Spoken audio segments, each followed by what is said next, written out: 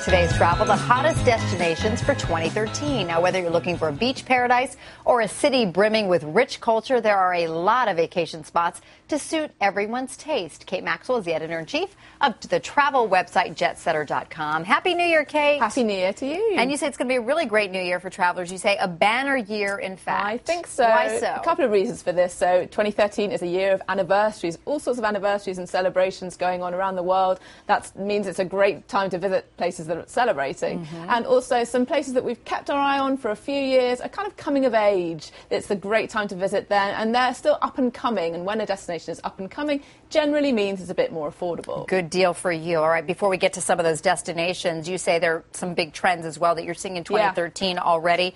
People traveling alone, you're going to be seeing more of that, as well as people opting for different kinds of alternatives to the standard hotel options. Exactly. So it's solo travel. You know, there are great reasons to travel on your own, and it's a good thing to do.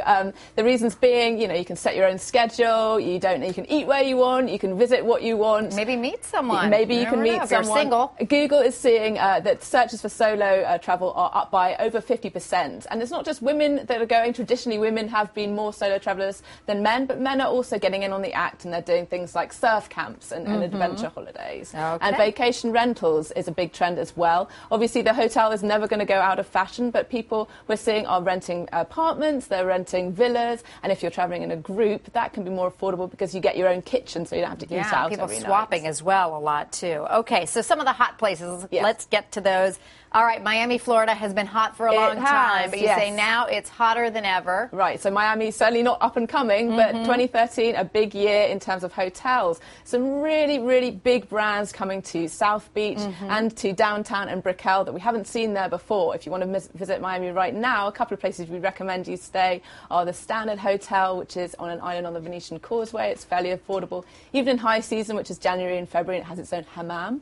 And there's a new hotel called the James Royal Palm, which is on South Beach, and it's a 1939 Art Deco hotel that's been completely redone. And it's a great vacation destination for the whole family. It really is, whether you want romance or family travel or to take your mum and dad, there's a hotel for everyone. Okay, next destination, and this is kind of a new one. You say Birmingham, Alabama. Right. High on your list, obviously because of its rich history, but you say a lot more going on there. So Birmingham, Alabama was one of the centres of the civil rights movement, and that happened 50 years ago in 2013, and they're marking that with lots of exhibitions. We have some pictures from the Birmingham Civil Rights Institute exhibition. There's a production of To Kill a Mockingbird. It's a really, really interesting city, and again, to take the kids, it's affordable. We compared hotel prices with neighbouring cities. We found them to be about half price. You can get a decent hotel room for about $100 a night. Okay, another place that, you know, a lot of people don't typically think to go on vacation there is Pittsburgh, Pennsylvania. Right, Steel City. So this is really making a comeback. Right, well, in the travel industry, we're always looking for the hot new American city, and I think Portland, Oregon has had that crown for a few years, and we think that Pittsburgh might steal the crown next year. The new Portland is Pittsburgh. You heard it here. Various reasons. Google opened an office there recently. It's got its own little mini Silicon Valley in Liberty East. It's got a growing restaurant scene, microbreweries. Again, you know, affordable, definitely worth a look. Great. Okay, now for overseas travel, Marseille in France, another hot destination. Right, so great port city. Exactly. It's the second biggest city in France. It's on the southeast coast. It has something like 300 days of sunshine a year, and it's the European City of Culture 2013. So there's new museums, celebrations starting on January the 12th, and it's much, much cheaper than Paris. Paris is not a cheap city by any means, but if you want a taste of France and some fantastic seafood, try Marseille instead. More of that south of France flavor. Also, while in Europe, Croatia, you say, continues to emerge as a sought-after tourist destination. Yes, it's joining the European Union in 2013, so another reason to go. It's got 3,500 miles of coastline, over 1,200 islands. Start in Dubrovnik, but definitely go inland to Plitvice National Park, which has